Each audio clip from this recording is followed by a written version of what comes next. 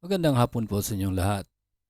Narito na po ang resulta ng 5 p.m. draw ngayong February 15, 2026, araw po ng linggo para sa 2D Lotto at 3D Lotto. Kung bago ka pa lang sa aking channel, pwede kang mag-like, share, at subscribe para updated kayo sa mga PCSO lottery results araw-araw. Ito na po ang resulta ng 2D Lotto ngayong 5 p.m. draw. 15 and 19 in exact order.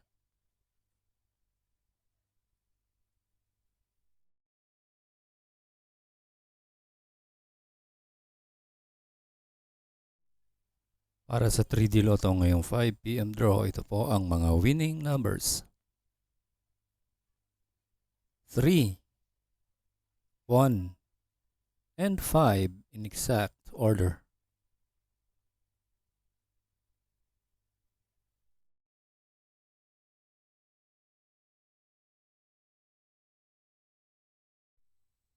Congratulations po sa lahat ng nanalo at kita-kits po tayo mamayang 9 p.m. draw.